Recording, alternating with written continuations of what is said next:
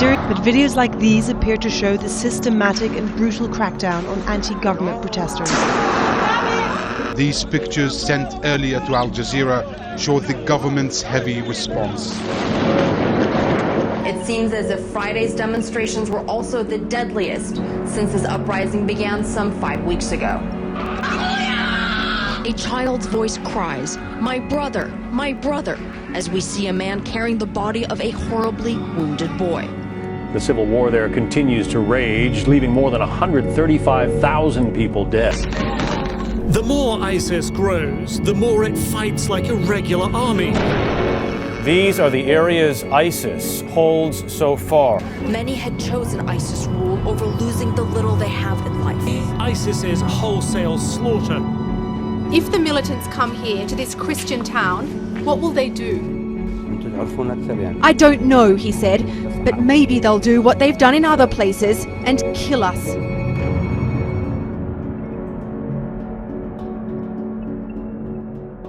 What was it like growing up in Damascus? You know, now what you see on the news is very different from how it was before. Yeah. Growing up in Damascus, it was a very safe town.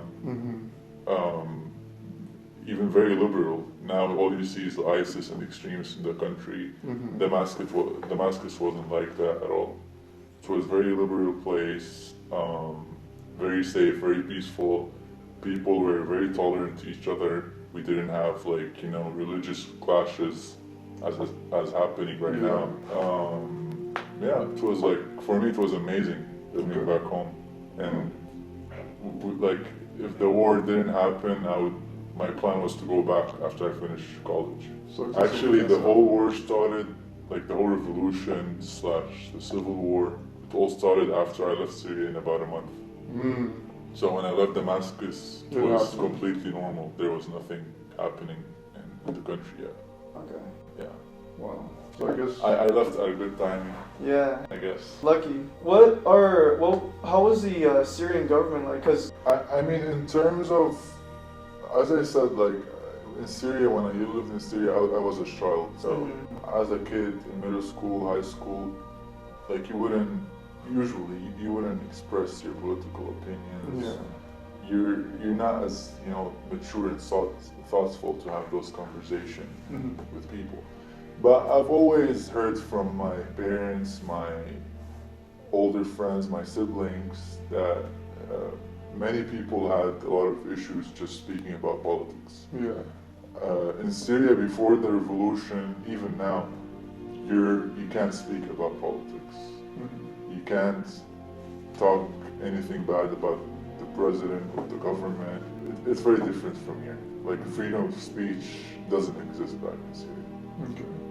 So the things that we were taught in America about the Syrian government being really strict on some rights for Syrian citizens is definitely true. The censorship was really high. From what I know, that everything we used to talk on the phone was monitored. Yeah, it was monitored 24/7, recorded. Even if you want to access when I was in high school, even when I want to access YouTube, Facebook, Twitter, all those websites were blocked in Syria. You're not supposed to access those websites. And if they know, you can get in trouble for that. So how do you feel about Russia getting involved in using heavier airstrikes on Syrian cities, mainly Raqqa, right? That's what they claim. Raqqa is where the ISIS headquarters are located.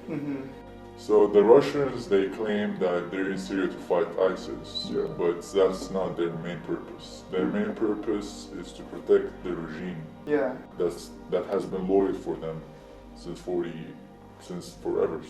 years.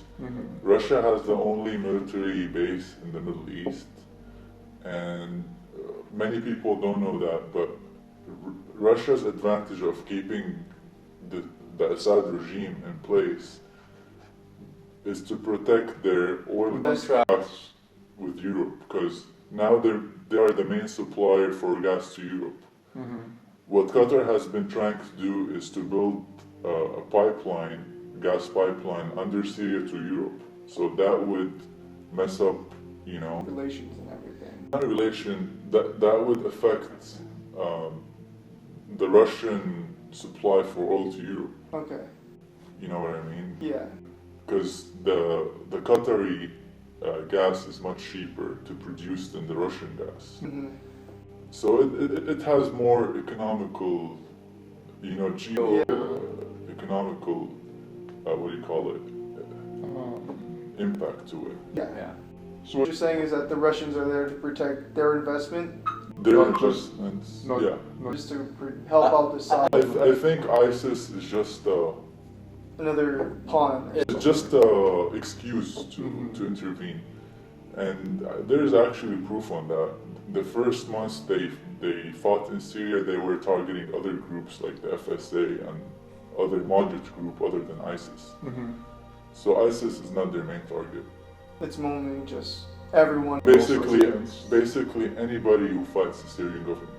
Okay. So their mission is to protect the Syrian government rather to take down ISIS. So when you left Syria, you said it was a month before the Syrian... So I left Syria in February 2011. The revolution started in March 15. Okay. So basically like a month and a half after I left. How do you feel that they're using the Quran as their excuse to slaughter hundreds of Christians and Kurdish fighters and Syrian people? I feel what ISIS is doing doesn't have to do anything with Islam. Mm-hmm. What ISIS is doing is their own interpretation about Islam. It's all they brainwashing their members' minds to do what they want. And they have a bigger political agenda. It's not about doing what the Quran says or what Allah says. It's more political than that. Okay. So what you're saying? They're just using the name of Islam to run their own agendas. Like all my friends, family, every Muslim that I know is against ISIS. Because as I said, ISIS doesn't represent Islam, and what they're doing is against Islam. In fact, there's this verses in Quran. It says if you kill a person, if you kill an innocent person without a reason, it's like killing all of humanity. So Islam is in its nature, it's not a violent religion. It's a peaceful religion. It's a peaceful religion. It's like saying the KKK represent Christianity. You know, or it's like saying the Zionist Israelis represent all the Jews in the world. That's not true.